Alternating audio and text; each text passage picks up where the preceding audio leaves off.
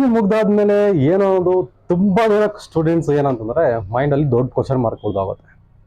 ಇಲ್ಲಿ ನಾನು ನಿಮಗೆ ಒಂದು ಸಣ್ಣ ಕ್ಲಾರಿಫಿಕೇಶನ್ ಕೊಡ್ತೀನಿ, ಮೇ ಬಿ ಯೂಸ್ ಆಗ್ಬೋದು ನಿಮಗೆ. ನಾನು ಎಸ್ ಎಲ್ ಸಿ ಮುಗಿದಾದಾಗ ನನಗೆ ನನ್ನ ಪೇರೆಂಟ್ಸ್ ಆಗಿರ್ಬೋದು ಅಥವಾ ನಮ್ಮ ಒಂದು ಲೆಕ್ಚರರ್ಸ್ ಆಗಿರ್ಬೋದು, ಟೀಚರ್ಸ್ ಎಲ್ಲ ನಮ್ಗೆ ಹೇಳಿದ್ದಾರೆ ಅಂತಂದರೆ, ಎಸ್ ಎಲ್ ಸಿ ಮುಗಿದ್ರೆ ನಿಮ್ಮ ಒಂದು ಸ್ಟೇಜ್ ಕೆರಿಯರು ಚೆನ್ನಾಗಿರುತ್ತೆ, ಅಲ್ಲಿಗೆ ನೀವು ಎಸ್ ಎಲ್ ಸಿ ಕಷ್ಟಪಟ್ಟು ಓದ್ಬಿಡಿ.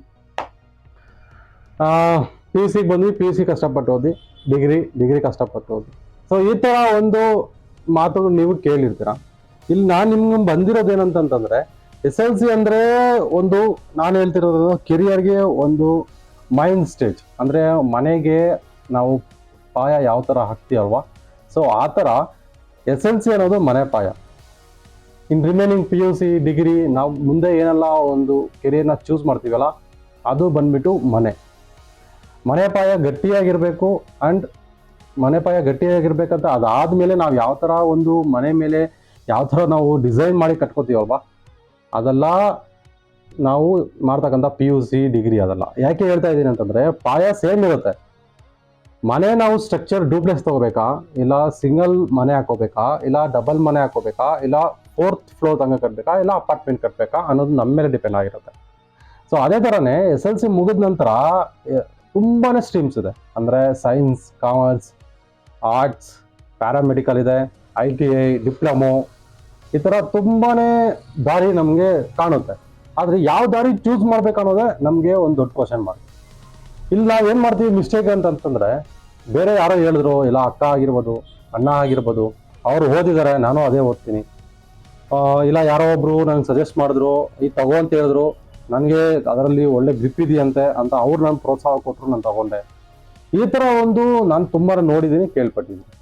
ಅದಾದಮೇಲೆ ಆ ಒಂದು ಸ್ಟ್ರೀಮ್ನ ತಗೊತೀವಲ್ವಾ, ತಗೊಂಡಾಗಿದ್ದು ಒಂದು 6 months ನೀವು ಅಲ್ಲಿ ಓದ್ತಿರಲ್ವ, ಅವಾಗ ನಿಮಗೆ ಫುಲ್ಲು ತಲೆನೋವು ಬಂದ್ಬಿಡುತ್ತೆ. ಆಗ ನೀವು 6 ತಿಂಗಳು ಓದ್ಬಿಟ್ಟಿರ್ತೀರ, ಸೊ ವಿಧಿಲ್ಲ ಓದಲೇಬೇಕು.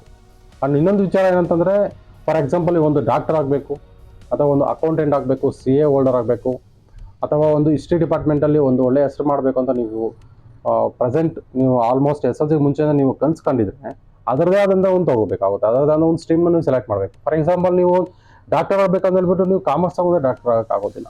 ಸೊ ಅದರದೇ ಆದಂಥ ಒಂದು ಮೆಡಿಕಲ್ ಡಿಪಾರ್ಟ್ಮೆಂಟಲ್ಲಿ ಸೈನ್ಸ್ ತೊಗೋಬೇಕು, ಅಕೌಂಟ್ಸ್ ತೊಗೋಬೇಕು. ನೀವು CA ಆಗಬೇಕಂತಂದರೆ, ಹಿಸ್ಟ್ರಿಯಲ್ಲಿ ಒಂದು ಒಳ್ಳೆ ಲೆಕ್ಚರರ್ ಆಗಬೇಕು, ಅಥವಾ ಒಂದು ಹಿಸ್ಟ್ರಿ ಲಿಟ್ರೇಚರ್ ಮಾಡಬೇಕು ಅಂತಂದರೆ ಆರ್ಟ್ಸ್ ತೊಗೋಬೇಕಾಗುತ್ತೆ. ಇಲ್ಲ ಸರ್ ನಾನು ಫುಲ್ ಆಟೋಮೊಬೈಲ್ ಕಡೆ ಹೋಗ್ತೀನಿ ಅಂತಂದರೆ ಡಿಪ್ಲೊಮಾ ಅಥವಾ ITI ತೊಗೋಬೇಕಾಗುತ್ತೆ. ಜಸ್ಟ್ ನಿಮಗೆ ಕ್ಲಾರಿಟಿ ಕೊಡ್ತಾ ಇದ್ದೀನಿ. ನೀವು ಈ ಒಂದು ಫೀಲ್ಡಲ್ಲಿ ನಿಮಗೆ ಯಾವುದ್ರಲ್ಲಿ ಇಷ್ಟ ಆಗಿದ್ದೀರಾ ಅನ್ನೋದು ಫಸ್ಟ್ ತಿಳ್ಕೊಳ್ಳಿ. ನೀವು ಡಿಸೈಡ್ ಮಾಡಿ. ನೀವು ಡಿಸೈಡ್ ಮಾಡಾದ್ಮೇಲೆ ಪೇರೆಂಟ್ಸ್ಗೆ ಹೇಳಿ, ಪೇರೆಂಟ್ಸ್ ಸಜೆಷನ್ ತಗೊಳ್ಳಿ. ನಿಮ್ಮ ಎಲ್ಡರ್ಸು, ನಿಮ್ಮ ಬ್ರದರು, ನಿಮ್ಮ ಅಕ್ಕ, ಅವ್ರ ಸಜೆಷನ್ ತಗೊಳ್ಳಿ. ಸಜೆಷನ್ ತಗೋಬಿಡಿ ಅಂತ ನಾನು ಹೇಳೋದಿಲ್ಲ, ನೀವು ಥಿಂಕ್ ಮಾಡಿ. ಸೊ ಫೈನ್, ನಾನು ಇದು ತಗೋತೀನಿ, ನಾನು ಇದು ತಗೊಂಡು ನಾನು ಎಜುಕೇಷನ್ ಸ್ಟಾರ್ಟ್ ಮಾಡಿದ್ದೀನಿ PUC ಅಂತಂದಮೇಲೆ ನನ್ನ ಫ್ಯೂಚರಲ್ಲಿ ನಾನು ಯಾವುದೇ ಕಾರಣಕ್ಕೂ ಬ್ಯಾಕ್ ಸ್ಟೆಪ್ ಆಗೋದಿಲ್ಲ, ಕಷ್ಟ ಆದ್ರೂ ಇಷ್ಟಪಟ್ಟು ಓದ್ತೀನಿ ಅನ್ನೋಂಗಿದ್ರೆ ಮಾತ್ರ ನೀವು ಈ ಒಂದು ಸ್ಟ್ರೀಮ್ಸ್ನ ತಗೊಳ್ಳಿ, ನಿಮ್ಗೆ ಇಷ್ಟ ಆಗಿರ್ತಕ್ಕಂಥ. ಇಲ್ಲಿ ನೀವು ಸೈನ್ಸ್ ಫೀಲ್ಡ್ ತೊಗೊಂಡಿದ್ದೀರಾ ಅಂತ ಇಟ್ಕೊಳ್ಳೋಣ ಫಾರ್ ಎಕ್ಸಾಂಪಲ್. ಅದಾದಮೇಲೆ BCA ಮಾಡ್ಬೋದು, BSc ಮಾಡ್ಬೋದು. ಅದಾದಮೇಲೆ ನೀವು ಸೈನ್ಸ್ ತಗೊಂಡು ನೀವು ಬೇಕಾದ್ರೆ ಕಾಮರ್ಸ್ ಫೀಲ್ಡ್ ಬರ್ಬೋದು, ತೊಂದರೆ ಏನಿಲ್ಲ. ಆದರೆ ನೀವು ಒಂದು ಡಾಕ್ಟರ್ ಆಗಬೇಕಂತ ಅಂದ್ಕೊಂಡಿದ್ದೀರ ಅಂದ್ಕೊಳ್ಳಿ, ನೀವು ಕಾಮರ್ಸ್ ತೊಗೊಂಡ್ಬಿಟ್ರಿ, ಅಗೇನ್ ನೀವು PUCನ ಫಸ್ಟಿಂದ ಓದಬೇಕಾಗುತ್ತೆ. ಅರ್ಥ ಆಗ್ತಿದೆಯಾ? ನೀವು ಮೆಡಿಕಲ್ ಡಿಪಾರ್ಟ್ಮೆಂಟ್ ಮತ್ತು 2 years ಓದಿ ಮತ್ತೆ ನೀವು ಡಾಕ್ಟರ್ ಆಗೋದು. ಅರ್ಥ ಆಗ್ತಿದೆಯಾ? ಸೊ ಇದೆಲ್ಲ ಒಂದು ಪ್ರೊಸೀಜರ್ ಇದೆ, ಅದ್ರ ಬಗ್ಗೆ ತಿಳ್ಕೊಂಡಿದ್ದು ಆದಮೇಲೆ ಸೆಲೆಕ್ಷನ್ ಮಾಡ್ಕೊಳ್ಳಿ, ಯಾವ ಒಂದು ಕೋರ್ಸ್ ತಗೋಬೇಕು, ಯಾವ ಸ್ಟ್ರೀಮ್ನಲ್ಲಿ ನೀವು ಓದಬೇಕು ಅಂತ. ಯಾಕೆಂದರೆ ಒನ್ಸ್ ನೀವು ಆ ಸ್ಟ್ರೀಮ್ ಬಗ್ಗೆ ತಿಳ್ಕೊಂಡು ಓದೋಕ್ಕೆ ಸ್ಟಾರ್ಟ್ ಮಾಡಿದ್ರೆ, ನಿಮ್ಮ ಒಂದು ಫ್ಯೂಚರ್ ಸ್ಟೆಪ್ಸ್ ಏನಿದೆಯಲ್ವ, 1 by 1 ನೀವು ಕಂಪ್ಲೀಟ್ ಮಾಡಿಕೊಂಡು ನೀವು ನಿಮ್ಮ ಫ್ಯೂಚರ್ ಎಂಡ್ ಸ್ಟೆಪ್ ಇದೆಯಲ್ಲ, ಎಂಡ್ ಸ್ಟೆಪ್ಗೆ ನೀವು ತಲುಪಕ್ಕೆ ಈಸಿ ಇರುತ್ತೆ. ಇಲ್ಲಾಂದರೆ ಒಂದಾದ್ರೆ ನೀವು ಸ್ಟೆಪ್ ಆಗಿದ್ದೀರಾ ಅಂತಂದರೆ ಅಲ್ಲಿಗೆ ನಿಮ್ಮ ಕೆರಿಯರ್ ಎಂಡ್ ಆಗುತ್ತೆ. ಸೊ ಯಾವುದೋ ಒಂದು ಕೆಲಸಕ್ಕೆ ಹೋಗ್ಬೇಕಾಗುತ್ತೆ. ಫಾರ್ ಎಕ್ಸಾಂಪಲ್ ಸೆಕೆಂಡ್ PUCಗೆ ಅರ್ಧದಲ್ಲಿ ಡ್ರಾಪ್ಔಟ್ ಆಗಬೇಕಾಗುತ್ತೆ. ತುಂಬ ಅಂದರೆ ತುಂಬ ಅಡಚಣೆಗಳು ಬರ್ತವೆ. ಅದಾದಮೇಲೆ ನಾನು ನಿಮ್ಗೆ ಹೇಳೋದೇನಂತಂದರೆ, ಒಂದು ಒಳ್ಳೆ ಸ್ಟ್ರೀಮ್ನ ತಗೊಳ್ಳಿ, ಸಜೆಷನ್ ತಗೊಳ್ಳಿ, ಸರಿನಾ? ನಿಮ್ಗೆ ಗೊತ್ತಾಗಲಿಲ್ಲ ಅಂತಂದರೆ ಕಾಲೇಜಿಗೆ ವಿಸಿಟ್ ಮಾಡಿ, ಒಂದು 4-5 ಕಾಲೇಜಿಗೆ ವಿಸಿಟ್ ಮಾಡಿ.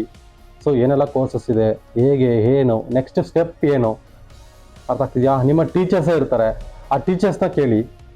ಸರ್ ಫಾರ್ ಎಕ್ಸಾಂಪಲ್ ನಾನು ಒಂದು ಅಕೌಂಟ್ಸ್ ಡಿಪಾರ್ಟ್ಮೆಂಟಲ್ಲಿ CA ಹೋಲ್ಡರ್ ಆಗಬೇಕು ಅಂದ್ಕೊಂಡಿದ್ದೀನಿ ಸರ್, ಅದಕ್ಕೆ ಏನೆಲ್ಲ ಪ್ರೊಸೀಜರ್ ಇದೆ, ನಾನು ಏನು ತೊಗೋಬೇಕು, ಸೈನ್ಸ್ ತೊಗೋಬೇಕಾ, ಕಾಮರ್ಸ್ ತೊಗೋಬೇಕಾ, ಆರ್ಟ್ಸ್ ತೊಗೋಬೇಕಾ, ಇನ್ ಕೇಸ್ ನಾನು ಆರ್ಟ್ಸ್ ತೊಗೊಂಡ್ಬಿಟ್ಟೆ ಸರ್ ಮತ್ತು ಫ್ಯೂಚರ್ ಏನು, ಈ ಥರ ಒಂದು ಕ್ವಶನ್ಸ್ನ ನೀವು ಅವ್ರನ್ನ ಕೇಳಬೇಕಾಗುತ್ತೆ. ಅವ್ರ ಕಡೆಯಿಂದ ಸಜೆಷನ್ ತೊಗೊಳ್ಳಿ.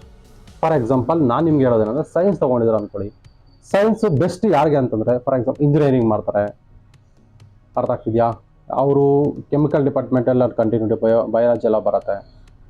ಆ್ಯಂಡ್ ಮೆಡಿಕಲ್ ಡಿಪಾರ್ಟ್ಮೆಂಟ್ಗೆ ಹೋಗಬೇಕು ಅಂತಂದರೆ ಅದು ಒಂದು ಒಳ್ಳೆ ಫೀಲ್ಡು. ಸೊ ಅದೇ ಥರನೇ ಕಾಮರ್ಸ್ ತೊಗೊಂಡ್ರೆ ನೀವು ಒಂದು ಅಕೌಂಟ್ಸ್ ಡಿಪಾರ್ಟ್ಮೆಂಟ್ ತೊಗೊಂಡಾಗ ಅಕೌಂಟ್ಸ್ ಫೀಲ್ಡಲ್ಲಿ ನಿಮ್ಗೊಂದು ಒಳ್ಳೆ ಲೈಫ್ ಇರುತ್ತೆ. ಆರ್ಟ್ಸ್ ಅಂತ ಬಂದಾಗ ಹಿಸ್ಟ್ರಿ, ನೀವು ಫ್ಯೂಚರಲ್ಲಿ ಯಾವುದೋ ಒಂದು ಗೌರ್ಮೆಂಟ್ ಎಕ್ಸಾಮ್ಸ್ಗೆ ತುಂಬ ಅಂದರೆ ತುಂಬ ಹೆಲ್ಪ್ ಆಗುತ್ತೆ. ITI ಡಿಪ್ಲೊಮಾ ನಿಮ್ಗೆ ಗೊತ್ತಿರೋದೆ, ITI ಡಿಪ್ಲೊಮಾ ತೊಗೊಂಡು ಅಗೇನ್ ನೀವು ಬೇಕಾದರೆ ಇಂಜಿನಿಯರಿಂಗ್ ಮಾಡ್ಬೋದು. ಈ ಥರ ಎಲ್ಲ ಒಂದು ಆಪ್ಷನ್ಸ್ ಇದೆ. ನೀವು ಯಾವ ಡಿಪಾರ್ಟ್ಮೆಂಟಲ್ಲಿ ತೊಗೊಳ್ಳಿ, ಯಾವುದಕ್ಕೂ ಏನು ಲೈಕ್ ಆರ್ಟ್ಸ್ ತೊಗೊಂಡಿದ್ದಾನೆ ಆರ್ಟ್ಸಾ, ಕಾಮರ್ಸ್ ಕಾಮರ್ಸಾ, ಸೈನ್ಸ್ ತುಂಬ ಕಷ್ಟಪಡ್ಬೋದು, ಕಾಮರ್ಸಲ್ಲಿ ಅಕೌಂಟ್ಸು ತುಂಬ ಕಷ್ಟ. ಸೊ ಯಾವುದೂ ಕಷ್ಟ ಇಲ್ಲ, ಯಾವುದೂ ಸುಲಭ ಇಲ್ಲ, ಎಲ್ಲ ಕಷ್ಟನೇ, ಎಲ್ಲ ಸುಲಭನೇ. ನಾವು ಹೇಗೆ ಮಾಡ್ತೀವಿ, ಯಾವ ಥರ ನಾವು ಓದ್ತೀವಿ ಅನ್ನೋದ್ರ ಮೇಲೆ ಡಿಪೆಂಡ್ ಆಗುತ್ತೆ. ಟೀಚರ್ಸು ಟೀಚಿಂಗ್ ಮಾಡ್ತಾರೆ, ಅವರು ಕರ್ತವ್ಯ ಅವ್ರು ನಿಭಾಯಿಸ್ತಾರೆ. ಆದರೆ ನಾವು ಕರೆಕ್ಟಾಗಿ ಓದಲಿಲ್ಲ ಅಂತಂದರೆ ಟೀಚರ್ಸು ಟೀಚಿಂಗ್ ಮಾಡಿದ ಸುಖ ಏನು ಅಲ್ವಾ?